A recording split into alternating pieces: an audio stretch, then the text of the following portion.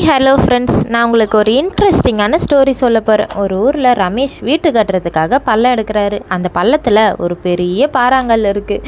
ரமேஷ் யோசிக்கிறாரு, இந்த பள்ளத்துலேருந்து எடுத்த மண்ணை வச்சு வீடு கட்ட யூஸ் பண்ணிக்கலாம். ஆனால் இந்த கல்லை வச்சு நம்ம என்ன பண்ணுறது, தெண்டம்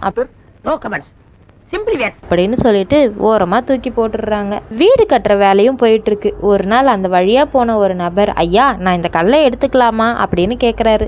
தயவு செஞ்சு எடுத்துகிட்டு போப்பா, இந்த கல் இருக்கிறது இடம் பற்றாக்குறையாக தான் இருக்குது அப்படின்னு ரமேஷ் சொல்கிறாரு. அந்த நபரும் வண்டி வச்சு அந்த கல்லை எடுத்துகிட்டு போயிடுறாரு. அந்த நபர் ஒரு சிற்பி. அந்த கல்லில் அழகான தெய்வத்தோட சிலையை செதுக்கிறாரு.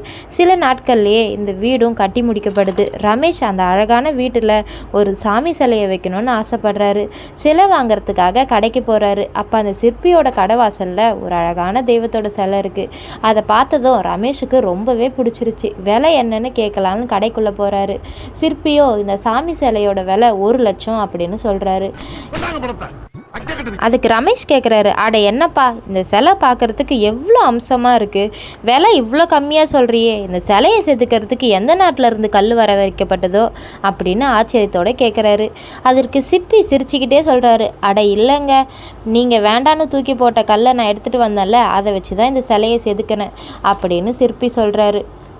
நீங்கள் அதை தேவையில்லாத கல்லாக பார்த்தீங்க, நானும் அதை ஒரு சிற்பமாக பார்த்தேன், அதனால தான் என்னால் இவ்வளோ அழகான சிலையை செதுக்க முடிஞ்சிச்சு அப்படின்னு சொல்கிறாரு. ரமேஷ் தன்னோட தவறை உணர்ந்துட்டாரு. சிலையை சந்தோஷமாக வாங்கிட்டு வீட்டுக்கு போகிறாரு. ஆமாங்க, நம்ம பார்க்குற பார்வையில் தானே எல்லாமே இருக்குது.